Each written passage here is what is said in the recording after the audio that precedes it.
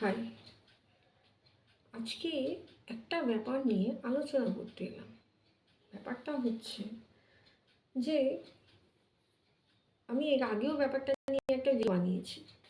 কিছুদিন আগে কেন সবসময় দেখি যে একটা ব্যাপার খেয়াল করি যে যখনই কেউ কারোর সাথে তর্কে পারে না তখনই তাকে বয়স নিয়ে তর্ক করে। আমি আগেও এটা নিয়ে ভিডিও বানিয়েছিলাম। ভেরি রিসেন্ট আজকে মানালি মানালি যে অভিনেত্রী মানালি, সে একটা ভিডিও দিয়েছে যে আমি আপনার খাই না পড়ি, আমার বয়স কত তাতে কী আসে যায়, সে তার মতো বলেছে। ওকে, সেখানে একটি ছেলে দেখলাম, ছেলে নাকি বুড়ো না প্রৌঢ় আমি জানি না, কারণ সেটা ছবি দেয়নি, তার প্রোফাইলে কোথাও তার ছবি নেই। নিজের ছবি হাইট করে সে বলছে যে হ্যাঁ, আপনাকে দেখলেই বোঝা যায় আপনার বয়স হয়ে গেছে। তাকে আমি একটা পাল্টা কমেন্ট করেছিলাম, হ্যাঁ আপনাকে কয়েক বছর বাদেও লোকে দাদু বলবে।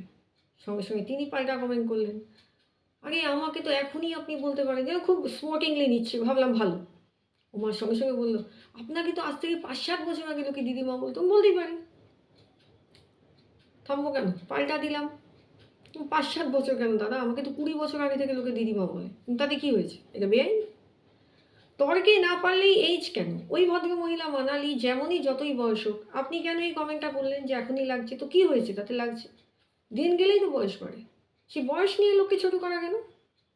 তাহলে আমরা আমাদের রাজ্যের মুখ্যমন্ত্রী আর দেশের প্রধানমন্ত্রীকে কি প্রতি মুহূর্তে বয়স নিয়ে টন্ট করবো, ছোট করবো?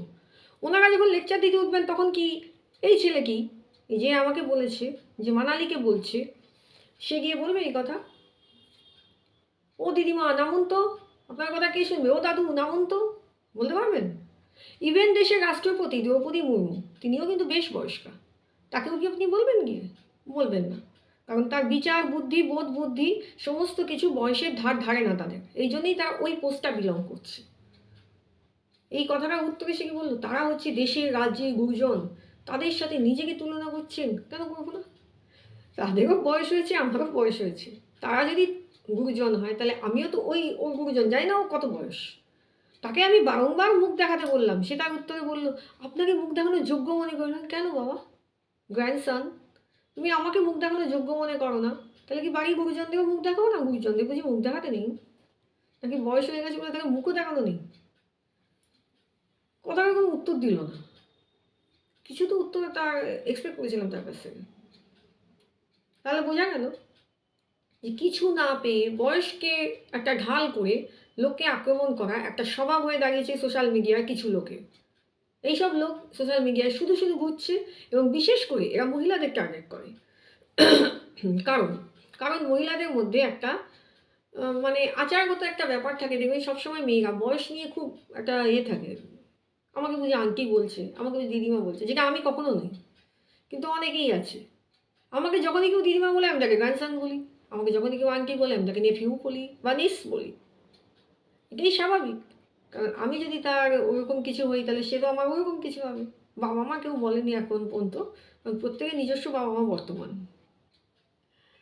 তো যাই হোক, তো আরও একটা ব্যাপার, আমি যখন ওর সাথে কখনো আমার বিশেষ বন্ধু যদি কেউ থাকে তার সাথে যদি কখনো বেরোই, তখনই লোকে শুরু করে দেয় আমার মা ছেলে যাচ্ছে ইত্যাদি ইত্যাদি। আমি মানে ভাবি তখন যে অত কম বয়সী মা হয়েছি যে অত বড় ছেলে, চাপের ব্যাপার। মানে আমি ডিগ্রি ফিগ্রি নিলাম কখন, লেখাপড়া করলাম কখন, অত কম বয়সী মা হয়ে গেলাম? হে বাপ হে বাপ, চাপ আছে যারা বলে তাদেরও। যাই হোক, ভেরি রিসেন্ট আর একটা ব্যাপার লক্ষ্য করছি কদিন ধরে, যেমন আজকে আমারই এক বন্ধু আমার সাথে আজকে বিচরণ করছিলেন তিনি। তো কী একটা ব্যাপারে সে একটা দোকানে ঢুকেছে, আমিও ঢুকেছি। সে সেখানে একটা তাকে মাসি সম্বোধন করেছিল বোধহয় দোকানদার, টাকা ফেলে আসার জন্য। বেশ খেপে গিয়ে দেখি বললো, তাদেরকে মাসি বলছেন কোন মুখে? এই রিয়াকশানটাকেই লোক ক্যাচ করে এবং মেয়েদেরকে চটায়। যেটা আমাকে বললে আমি একটাই বলতাম, বলো ভাইপো কেমন আছো, বলো বোনপো কেমন আছো, তুমি তো আমার উপকার করলে।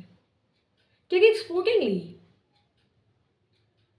হ্যাঁ ও হ্যাঁ, এই ছেলে কি যে আমাকে আজকে টন্ট করছিল, সে বারবার এটা লিখছিল কি গায়ে লাগছে তো, কি গায়ে লেগেছে তো, মানে ও আমাকে ইন্টেনশনালি এটা বলছে গায়ে লাগার জন্য, যেটা আমার লাগেনি।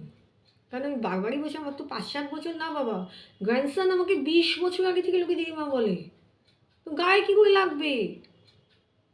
অসুবিধা হয়ে গেল, এইখানেই অসুবিধাটা হয়। আর এটাই মেয়েদের বিশেষ করে অর্জন করা উচিত, যে এজ কিন্তু দিন গেলেই বাড়ে। আপনি যদি দিদিমা হন, পাশের জন দাদু হচ্ছে, কিন্তু তার কোনো লাজ লজ্জা কিছু লাগছে না, কিন্তু আপনি এত সংকুচিত কেন, বয়স হয়ে গেছে বলে?